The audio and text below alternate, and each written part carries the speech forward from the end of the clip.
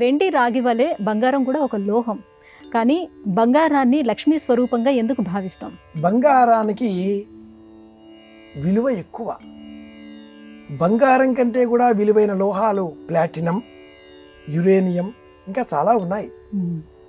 108 మూలకాలలో చాలా మూలకాలు రసాయన చర్యల ద్వారా లోహాలుగా రూపాంతరం చెందితే వజ్రం ఇలాంటివన్నీ కూడా చాలా విలువైనవి అవుతాయి. అయినా కూడా బంగారాన్ని లక్ష్మీ స్వరూపం. బంగారానికి ఉన్నటువంటి రంగు పసుపు, బంగారానికి ఉన్నటువంటి వశీకరణ శక్తి, ఆకర్షణ శక్తి. పసుపు వర్ణానికి బగళ అన్న పేరుంది, అది వశీకరణ చేస్తుంది.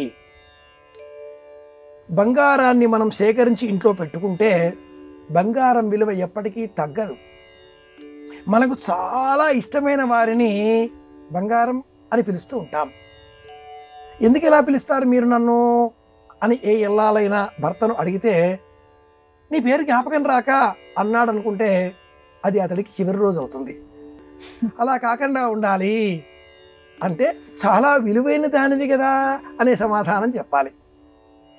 ప్రాంతీయ ఆచారాలకు లోబడి బెల్లమును కూడా బంగారం అనే అంటారు. గ్రంథానికి కూడా, పుస్తకానికి కూడా బంగారం అన్న పేరుంది. ధనానికి బంగారం అన్న పేరుంది. పూర్వం బార్టర్ సిస్టంలో గవ్వలు, గోవులు ధనంగా వినియోగించిన తర్వాత గోవులను విభజించలేం. విభజన అంశం వచ్చేసరికి సూక్ష్మాతి సూక్ష్మమైన వివరణలో కూడా మనకు ఆ వెల విభజించవలసి వచ్చిన నేపథ్యం ఏర్పడినప్పుడు అరుదుగా లభించే లోహం బంగారం. ఇతర లోహాలు సులభంగా లభిస్తాయి. కనుక రాజాధికారుల నియంత్రణలో, నిర్వహణలో భూగర్భంలో ఉన్న లోహాలలో అరుదుగా లభించే లోహం బంగారం కనుక సేకరించి ఆ బంగారంతో నాణెములు సిద్ధం చేసి కార్షాపణాలుగా, రాగి నాణాలు తర్వాత వచ్చాయి, అంతకంటే పూర్వం బంగారమే మోహరీలుగా ప్రచారంలో ఉండేవి. ఈ కారణం చేత బంగారం చాలా విలువైనది అనే అభిప్రాయం మనలో నాటుకుపోయింది, పాతుకుపోయింది. పరిగెడుతున్న బంగారం ధరను చూచి మనం గుండెలు బాదుకునే అవసరం లేదు. మన వద్ద బంగారం లేకపోయినా పర్వాలేదు, బంగారం కంటే కూడా మించిన విలువైన వ్యక్తిత్వం ఉంది, ఆరోగ్యం ఉంది. ఆరోగ్యం, వ్యక్తిత్వం ద్వారా లభించిన ఆనందం ఉంది. ఇది బంగారం కంటే ఎక్కువ విలువైనది.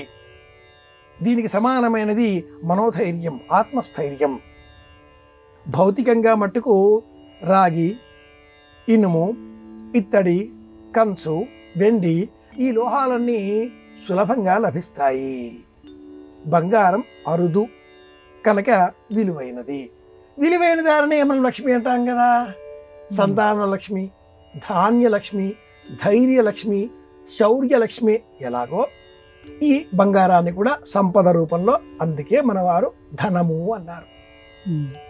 శ్రీ సూక్తం చెప్పే సమయంలో ధనమగ్నిర్ధనం వాయుర్ధనం సూర్యోధనం వసో ధనమింద్రో బృహస్పతి వరుణం ధనమశ్నుతే.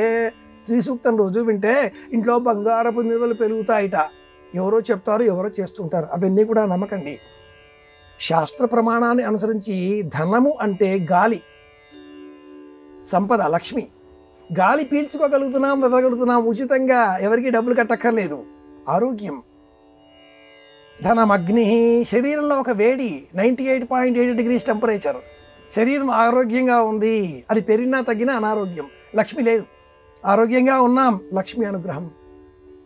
ధనమింద్రో, బల ప్రసారం చేయగలుగుతున్నాం, బలాన్ని మనం ప్రదర్శించగలుగుతున్నాం. అలా నీరు, గాలి, ఎండ, భూమి ఇవన్నీ సమానంగా మనం స్వీకరించగలిగిన స్థాయిలో మనం ఉన్నామంటే సంతోషం, ఆరోగ్యం, ఐశ్వర్యం, ఇదే ఆనందం. కాబట్టే బంగారాన్ని లక్ష్మీప్రదం అన్నారు.